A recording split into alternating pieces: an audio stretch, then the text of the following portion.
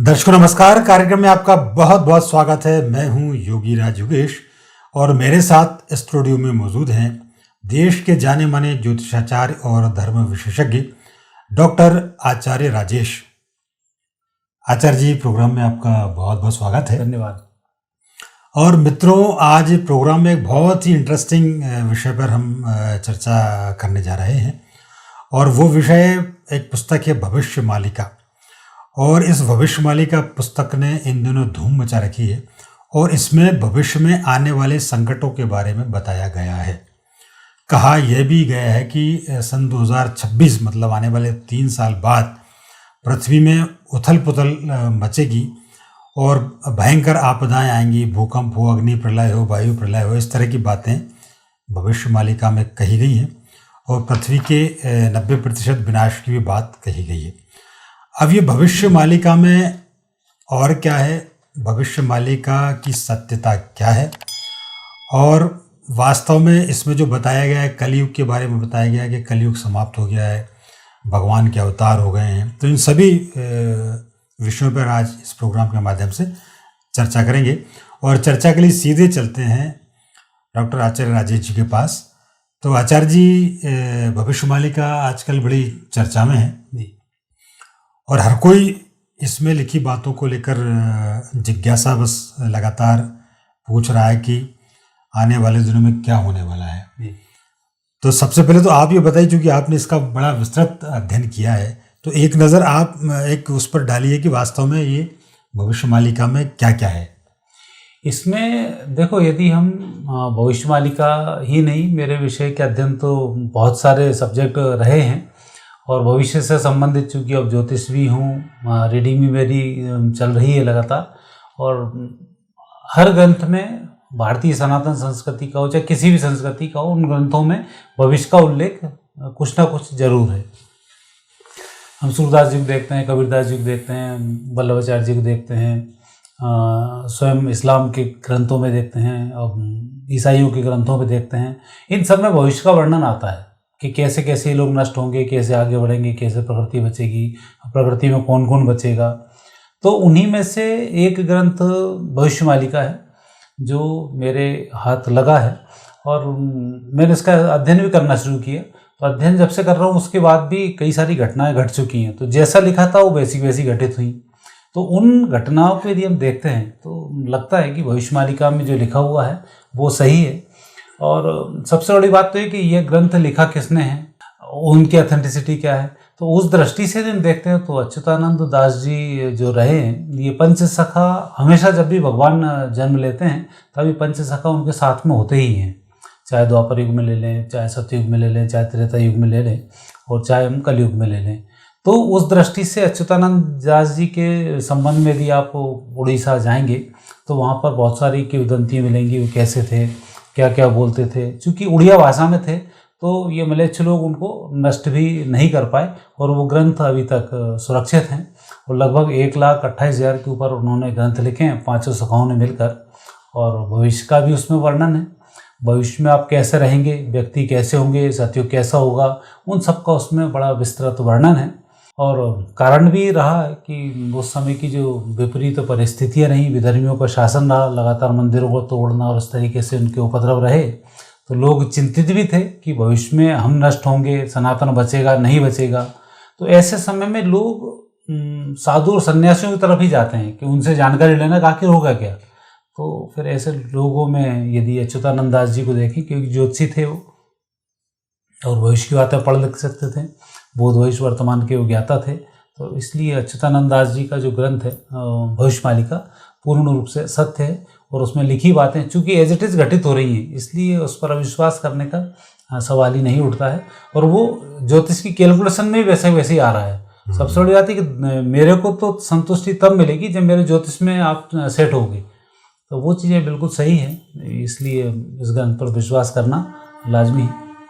आचार्य जी, अब हम ये जानना चाहेंगे कि वो कौन सी घटनाएं ऐसी हैं जो आपने देखी, ये इस भविष्यवालिका ग्रंथ में लिखी हुई थी और जो सत्य घटित हुई। एक तो वो घटनाएं हम जानना चाहेंगे और भविष्य में क्या होने वाला ये भी आप बताइए इस भविष्यवालिका ग्रंथ के मुताबिक। इस भविष्यवालिका ग्रंथ में जैसे वर्णन उसमें किया हुआ कि अब आप कभी भी गए हों जगन्नाथपुरी, तो जगन्नाथपुरी में एक यंत्र लगा हुआ है मंदिर के ऊपर। उस यंत्र की विशेषता है कि उस पर कोई भी मांसाहारी प्राणी, पक्षी भी उस पर से उड़ नहीं सकता है, उड़ते हुए भी गिर जाएगा। हवाई जहाज भी वहाँ से क्रॉस नहीं हो सकता उसके ऊपर से। ऐसे कुछ ही जगह लगे हुए, जैसे नाथद्वारा में सुदर्शन चक्र लगा हुआ है, तो उस चक्र के ऊपर भी यही विशेषता है। द्वारिका की भी यही विशेषता है। क्योंकि अभी हम जब बात करते हैं योगों की, तो ये 4 धाम का यहाँ बड़ा विशेष महत्व है। पहला है बद्रीनाथ धाम का एक महत्व है जो सतयुग से चले आए हैं। फिर बात करते हैं द्वापर युग की, वहाँ द्वारिकाधीश जी हैं। त्रेता युग की बात करें तो त्रेता युग में रामेश्वरम है। और कलयुग की यदि बात करें तो कलयुग में जगन्नाथपुरी हैं और नाथद्वारा हैं। नाथद्वारा की जो पीठ है कि वो एक अलग है, उसकी एक अलग अपनी अलग वो महिमा है। तो वहाँ भी ऐसा सुदर्शन लगा हुआ है, तो वहाँ भी ऐसे पक्षी नहीं बैठ पाते हैं, और ऐसा ही यहाँ लगा हुआ है। तो इसमें अच्युतानंद दास जी ने बोला था, जब इस पर कोई गिद्ध पक्षी आके बैठ जाएगा या यहाँ के झंडे में जब आग लग जाएगी, तब फिर कलयुग का अंत होगा और सतयुग की शुरुआत हो जाएगी। तो ऐसा वहाँ हुआ है। आप गूगल करके देखेंगे तो ये घटना के आसपास की है। तो उस समय वहाँ पर आग भी लगी है, गरुड़ पक्षी भी बैठा। वो पक्षी तो अभी कुछ देर पहले भी आके बैठा है, 1 आध महीने पहले भी। तो अब वो जो वहाँ का जगन्नाथ का मंदिर है, भगवान अब प्राकट्य हो चुका है। और उसके बाद जो घटनाएं घटी, जैसे बैठना, वहाँ की जो भोजनशाला है, भोजनशाला में कितने लोग आने वाले हैं, वहाँ के पुरोहित को पहले से पता पड़ जाता है, उतने लोगों का भोजन बनता था और बचता बिल्कुल नहीं है। वहाँ भोजनशाला में 7 मटकी एक ऊपर एक रख के बनाई जाती हैं, नीचे से आग लगाई जाती है। तो सबसे ऊपर वाली जो मटकी होती है उसमें पहले भोजन बन जाता है और नीचे वाली में सबसे आखिरी बनता है। तो ये भी एक चमत्कार है। और सामान्य रूप से देखते हैं वहाँ का जो झंडा लहराता है वो समुद्र की तरफ, हवाएं जब चलती हैं तो समुद्र से अंदर की ओर हवा चलती है, लेकिन वहाँ हवा समुद्र की तरफ जाती है। तो 2 झंडे वहाँ, एक इधर जाता है, एक इधर जाता है। तो ये जो संकेत है, जब ये डिस्टर्ब होंगे तब फिर कलयुग का अंत होगा, सतयुग का शुभारंभ होगा, भगवान का फिर जन्म होगा। तो ऐसी जो घटनाएं वहाँ पर हैं, तो उसी घटनाओं में जिक्र आता है कि वहाँ की भोजशाला के ऊपर बिजली गिरेगी। बिजली का तड़ित चालक लगा हुआ मंदिर पर, भोजशाला पास में, फिर भोजशाला के ऊपर बिजली गिरी। उसके बाद वहाँ पर आग लगी। तो ये आप 600 साल पहले उन्होंने बताया। 600 साल पहले महात्मा गांधी का उसमें जिक्र आता है। 600 साल पहले नाथराम गोडसे का उसमें जिक्र आता है। सुभाष चंद्र बोस का जिक्र आता है। ये तो सब बाद में जन्म लेने के बाद हुए हैं। तो उस चीज़ों को जब पढ़ें तब फिर लगता है कि नहीं, ये वाकई में सारी चीज़ें एज इट इज़ हैं। सुनामी आ रही है, इस तरीके से चक्रवात आएंगे, ये चक्रवात कितना घातक हो पाएंगे। और पहले चक्रवात की बात करें जो उड़ीसा में साइक्लोन आया था, पूरी दुनिया में यह था कि उड़ीसा को तबाह कर देगा, लेकिन अल्टीमेट आया, ठंडा पड़ा, बाहर निकल गया। अभी का चक्रवात वापस आया द्वारिका में, तो द्वारिका के ऊपर उन्होंने ध्वजा चढ़ी, द्वारिका की ध्वजा फहरना शुरू हुई, ध्वजा की 2 भागों में बट गई, वो चक्रवात वहाँ से निकल के चला गया, उतना नुकसान नहीं कर पाया। तो ये जो चीज़ें हैं ये सब उसमें लिखी हुई हैं, ऐसा ऐसा होगा। भारत पाकिस्तान के झगड़े का लिखा हुआ है, चीन की स्थिति का उसमें लिखा हुआ है कि चीन आने वाले समय में क्या होगा, भारत पाकिस्तान की स्थिति क्या होगी, पाकिस्तान भूखों मरेगा ये लिखा हुआ है, श्रीलंका भूखों मरेगा, भारत नेपाल भूटान इन सबसे झगड़ना शुरू होगा। तो वो सारी चीज़ उसमें क्लियर है और वो स्थिति बन रही है। भूकंप का, टर्की में भूकंप आएगा, कई लोग मारे जाएंगे। टर्की में भूकंप उसी समय में आया जब उसमें उल्लेख किया हुआ था। इसलिए इनको सत्य मानना स्वाभाविक है। आचार्य जी, अभी जैसे आपने बताया इतनी घटनाएं हुई, अभी देश में 2 साल पहले एक भयानक बीमारी ने जन्म लिया, कोरोना ने, और पूरा दुनिया में उथल पुथल मच गई और कम से कम आधा करोड़ और 1 करोड़ के आसपास पब्लिक मरी। तो क्या इसका जिक्र था क्या उसमें कि ऐसा इस बीमारी का उसमें जिक्र था? एक बीमारी पवन के द्वारा फैलेगी, उसमें ऐसा उल्लेख है। तो हवाओं के द्वारा वो वायरस फैला और उसमें इस तरीके से लोग मरे। और उसमें 2024-25 का भी है कि कोई मरकट नाम का एक रोग आएगा। वो रोग भी, और ऐसे 64 वायरस फैलेंगे। तो अभी 15-16 वायरस तो आ चुके हैं, 64 वायरस आएंगे जिसमें कि लोगों के लंग्स खराब होंगे, लोगों के शरीर के स्वास्थ्य खराब होंगे और लोग उसमें मारे जाएंगे। तो ऐसा उसमें बिल्कुल उल्लेख है। आप कितने लोग आप बम से मारे जाओगे, कितने लोग बीमारी से मारे जाएंगे, उसका उसमें उल्लेख है। तो ये तो आचार्य जी बड़ी डरावनी वाली खबरें हैं। तो 2-3 सालों में मतलब बड़ा विपरीत समय आने वाला है। तो ये समय केवल भारत के लिए, पूरी दुनिया के लिए है विपरीत समय? ये समय पूरी दुनिया के लिए है। अब यदि हम उसको देखते हैं, भविष्यवालिका देखते हैं, तो भविष्यवालिका भी यही लिखती है। विवेकानंद की भविष्यवाणी पढ़ते हैं तो उनमें भी यही आता है कि मेरे गुरुदेव के जन्म के 175 वर्ष के बाद 20 साल का संधि काल आएगा। तो 175 वर्ष 2011 में पूरे हो जाते हैं। तो अर्थात 2012 से माने 2032 तक का संधि काल है, और उसके बाद सारी चीज़ें चेंज होंगी। तो उसको भी देखते हैं। सूरदास जी को देते हैं, वो भी बोलते हैं एक नू के ऊपर ऐसी विपत पड़े, मलेच्छराज की सेना आपो आप लड़े। तो 1999 से लड़ते जा रहे हैं, और सहस्त्र वर्ष तक कलयुग सतयुग व्यापे, धर्म की बेली बढ़े, रे मन काहे न धीरे धरे। तो उनने भी ऐसा उल्लेख किया हुआ है। रविदास जी भी यही बोलते हैं कि इस प्रकार से चीन एक ऐसी चीज़ें खड़ी करेगा, घरों में युद्ध लड़ना शुरू होंगे, और उसके बाद भारत इन सब पर विजय प्राप्त करेगा। और फिर सतयुग 1008 वर्ष का सतयुग आएगा, और 1009 वर्ष का सतयुग की बात भविष्यवाणी करती है, 1009 वर्ष तक आएगा। 1000 वर्ष के सतयुग की बात सूरदास जी करते हैं, तो वो भी उस मूल्य का आता है। तो ये सब चीज़ें कहीं ना कहीं सब जगह टेली हो रही हैं। अच्छा, एक चीज़ और आचार्य जी हम जानना चाहेंगे, क्या अब वो सतयुग शुरू हो गया है? क्या वो समय आ गया क्या? एक तो बात ये। दूसरी बात है कि बार बार ये सवाल आता है, भविष्यवाणी जैसी भविष्यवाणियाँ पहले कई बार हुई। एक बार आपको याद होगा, छोटे थे तब, वो 1978-80 की बात है, स्काईलैब एक गिरा था। और जब स्काईलैब गिरने वाली बात थी तो तब कहा गया था कि वो ऐसी जगह गिरेगा और पूरी दुनिया नष्ट हो जाएगी, लेकिन ऐसा कुछ नहीं हुआ। फिर 81 में भी ऐसी बात फैली कि बहुत बड़ी प्रलय आने वाली है। और अभी हाल ही की बात करें तो 2012 में भी ये कहा गया कि 2012 के बाद दुनिया नष्ट हो जाएगी, लेकिन ऐसा तो कुछ हुआ नहीं। तो भविष्यवाणी का भी कहीं ऐसा तो नहीं कि जो बात वो कह रही है कुछ आने में, इसमें कुछ दम है क्या? नहीं, कुछ नहीं इसमें। देखो, यदि हम एक बड़ी एक विचित्र सी आप बात बताता हूँ। क्या होता है, कई बार हम भविष्यवाणी करते हैं। जैसे आज हमने बोला कि आप चाय बना के लाओ, तो अब इसके 2 कथन होगी। जैसे आपने गैस जलाया, भगोनी रखी, तो चाय बनना शुरू हो चुकी है। अब बन के आने में 10 से 15 मिनट लग जाएंगे आप तक आगे पीने तक। तो अब आप चाय बनना स्टार्टिंग को मानेंगे या आपके हाथ को मानेंगे? स्टार्टिंग को मानते हैं तो ये सारी चीज़ें 2011 से 2022 जो भविष्यवाणी हुई हैं, स्काईलैब को छोड़ दें, क्योंकि वो उस समय तो उतनी जागरूकता लोगों में थी नहीं। और वो तो एक सैटेलाइट था छोटा सा, कहाँ गिरेगा क्या गिरेगा, उसमें अफवाह ज़्यादा थी। तो लेकिन बाकी जो घटनाएं घटी हैं उसमें और नहीं, कुछ थोड़ी थोड़ी स्थिति तो उसमें रही है।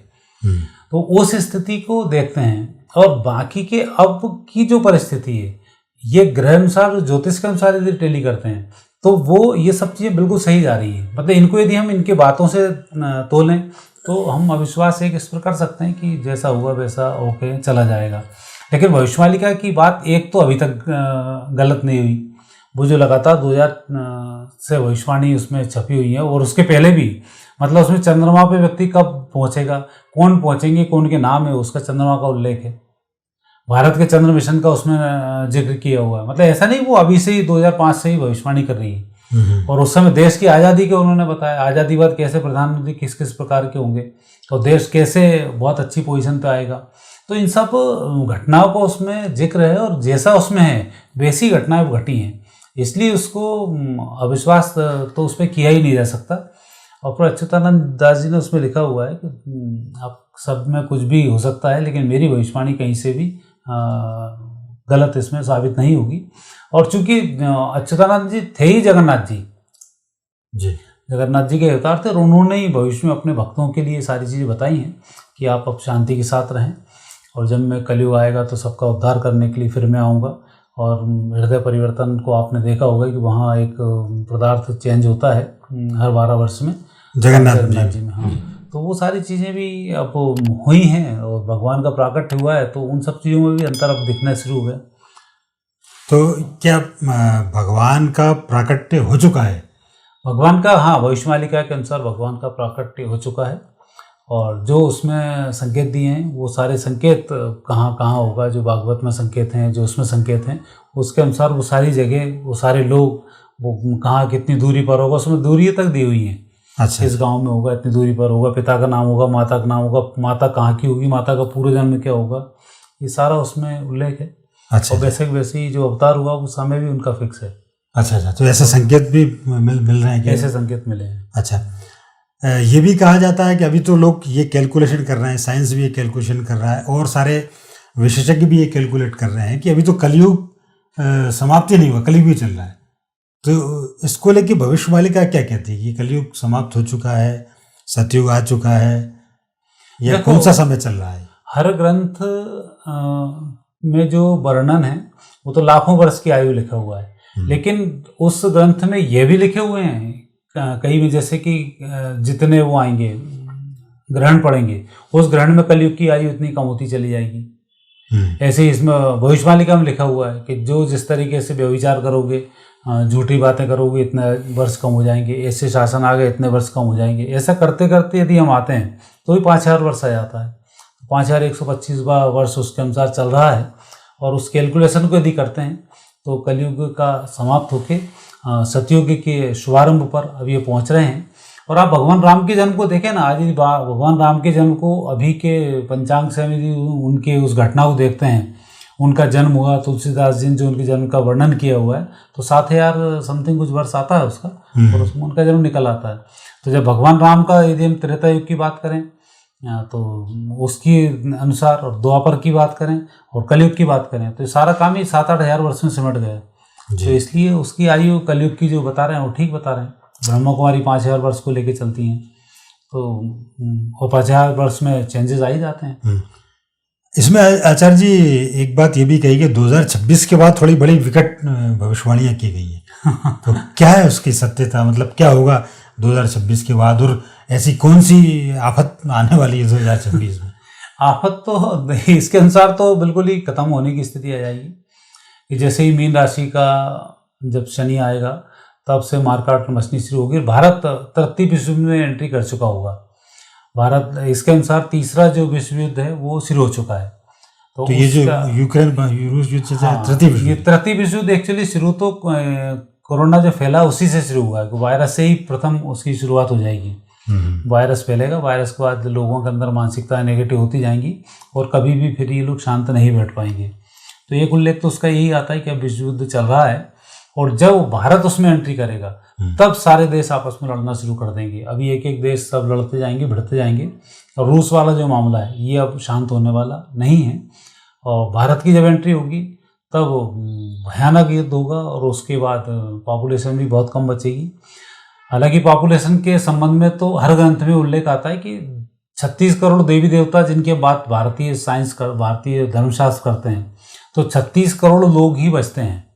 लगभग 2-5-10 करोड़ आगे पीछे इसमें हो जाता है, क्योंकि कई लोग देवत्व की श्रेणी में पहुंच रहे हैं और बच जाते हैं, तो वो उस समय में टिक जाते हैं। अब जो स्वतंत्र भारत के समय में 40 करोड़ के आसपास भारत की पॉपुलेशन थी। भगवान राम गए उसके बाद 40 करोड़ के आसपास थे। भगवान कृष्ण गए जब 30 करोड़ के आसपास, 36 करोड़ के आसपास पॉपुलेशन थी। तो उस समय भी काफ़ी पॉपुलेशन थी। जब धर्म युद्ध लड़ा गया था तब काफ़ी संख्या में लोग मारे गए थे, और उसका भी जो उल्लेख है यही आता है कि उसमें 36 करोड़ भारत में बचेंगे और 36 करोड़ वहाँ की पूरी दुनिया में बचेंगे। तो ऐसा 64 से 70 करोड़ के अंदर अंदर लोग आसपास बच पाएंगे। पर आचार्य जी अभी आप प्रेसिडेंट की गतिविधि आप देखें और प्रधानमंत्री नरेंद्र मोदी की भी एक्शन आप देखें, वो तो ये कह रहे हैं कि ये युद्ध का समय नहीं है, ये तो डायलॉग से बातचीत होना चाहिए। और अभी उन्होंने अमेरिका से भी कहा है, पूरी दुनिया से, भारत रूस और यूक्रेन युद्ध को लेकर भी उन्होंने कहा है कि ये जो युद्ध जो है देश और दुनिया समय युद्ध की आवश्यकता नहीं। देखो, यदि नरेंद्र मोदी जी की बात की जाए ना, तो वो एक विलक्षण वो हैं। जब भी भारत में इस प्रकार के उपद्रव होते हैं तब कश्यप मुनि यहाँ अवतार लेकर आ जाते हैं। कश्यप ऋषि जो हैं वो कश्यप ऋषि आते हैं। कश्यप ऋषि विवेकानंद कश्यप ऋषि थे जो धर्म की ध्वजा फैलाकर चले गए। ऐसे नरेंद्र मोदी भी वही हैं। तो जो एक देवत्व स्वरूप का व्यक्ति होगा वो कभी लड़ने झगड़ने की बात नहीं करता। कृष्ण भगवान थे, शांति का उन्होंने भयंकर प्रयास किया, कौरव पांडव युद्ध ना हो उसके लिए उन्होंने जितने भी जतन करने थे किए। भगवान राम ने रावण से युद्ध ना हो उसके लिए उन्होंने कई प्रकार के संदेश भेजे, सब कुछ किए। लेकिन जब वो पैशाचित तो राक्षसत्व जब हावी हो जाए तब इन प्रेम की बातों का कोई मोल नहीं रह जाता। लेकिन ऐसे बीच में प्रेम वाला व्यक्ति प्रेम भी बांटेगा, तो उनका जो प्रयास है वो प्रयास सही है। पर समझ में आना और नहीं आना ये प्रकृति के हाथ में, और फिर व्यक्ति को समझ में जब पागलपन खड़ा हो जाए तो फिर व्यक्ति सुनने को तैयार नहीं रहता। अच्छा आचार्य जी, चलते चलते एक छोटा सा सवाल और कर लेता हूँ कि चूंकि इतनी विकट ऐसी संभावनाएं नज़र ये बता रही है भविष्यवाणी, अब ऐसे समय में लोग अपने आप को, लोगों को कैसी जीवन शैली अपनानी चाहिए, लोगों को इन संकटों से बचने के लिए क्या करना चाहिए, क्या कहेंगे आप? देखो, भगवान जब इस प्रकार की विनाश लीलाएं करते हैं तो प्रभु का नाम ही बचता है। कलयुग केवल नाम उधारा, सुमिर सुमिर नर उतर ही पारा। तो भगवान का नाम जाप करना नंबर 1 होता है। और भविष्यवाणिका के अनुसार अब सत्य है, प्रेम है, दया, क्षमा, अब जो व्यक्ति इनको धारण करेगा, भागवत का जो व्यक्ति प्रतिदिन पठन करेगा, और भगवान का जो प्राकट है वो उसमें उल्लेख है कि माधव नाम से भगवान जाने जाएंगे। क्योंकि कृष्ण भगवान के टाइम पर जो देवकी जी ने नाम दिया था, देवकी ने नाम भगवान को माधव दिया था, लेकिन चूंकि वो पढ़े वहाँ पर यशोदा जी के पास में, तो वहाँ फिर उनका कृष्ण नाम गर्ग ऋषि के अनुसार हो गया। तो फिर कृष्ण और गाय को चराते थे, गोपाल और नाना प्रकार के नाम उनके हो गए। परंतु कलयुग में माधव नाम से वो प्रसिद्ध होंगे, यह भी था। और माधव नाम जाप कर अब यदि जाप उनका किया जाए तो उसका एक संस्थान इनका चला हुआ है, उस संस्थान से लोग जुड़ेंगे और तो लोगों को लाभ मिलेगा। और पंडित काशीनाथ जी इनके ओरिजिनल वो हैं। यदि भविष्यवाणिका के ओरिजिनल की बात करें, पंडित काशीनाथ जी के पास जो भविष्यवाणिका ओरिजिनल है वो उस पर रिसर्च भी कर रहे हैं और उनकी टीम पूरा काम कर रही है। और उसके लिए कुछ नंबर्स भी स्क्रीन पर फ्लैश ओपन कर सकते हैं, जिन लोगों को इसके बारे में जानकारी चाहिए तो वहाँ लोग पहुँच जाएंगे। आचार्य जी, ये है बड़ा इंटरेस्टिंग विषय और हर आदमी इसको, इसकी जिज्ञासा है, क्यूरियोसिटी इसके बारे में जानने की। और 2026 के बाद भले ही नेगेटिव बातें थोड़ी सी ज़्यादा हैं, लेकिन आपने एक बहुत मूल और मुद्दे की बात कही कि भगवान के भजन से ये सारे संताप दूर हो जाएंगे। और कलयुग का आपने ही बताया कि कलयुग केवल नाम आगारा। तो दर्शकों को और तमाम लोगों को ऐसा डरने और घबराने की ज़रूरत नहीं है। भगवान का नाम का सहारा जो है वो इस बेतरनी से सबको पार लगा देगा, ऐसी हम प्रार्थना करते हैं। प्रभु से भी प्रार्थना करते हैं कि सब कुछ अच्छा सा हो और सब खुश और आनंद के साथ समय व्यतीत कर सकें। आचार्य जी, इतनी महत्वपूर्ण जानकारी आपने हमारे दर्शकों के साथ शेयर की, साझा की, इसके लिए आपका बहुत बहुत धन्यवाद। और शुक्रिया उन तमाम दर्शकों का जो पूरे विश्व भर से हमारे साथ लगातार जुड़ते रहते हैं। आपका लगातार प्यार और स्नेह हमें मिल रहा है, क्योंकि आप लगातार हमारे चैनल को सब्सक्राइब कर रहे हैं, शेयर कर रहे हैं। इसको लगातार आगे भी जारी रखें, शेयर करना और सब्सक्राइब करना। साथ ही बेल आइकॉन को प्रेस करना ना भूलें, ताकि हमारे नए वीडियो से संबंधित नोटिफिकेशंस आपको मिलते रहें। अगली बार फिर किसी ऐसे ही अन्य विषय के साथ आपके साथ बातचीत होगी। तब तक के लिए आज्ञा दीजिए। नमस्कार।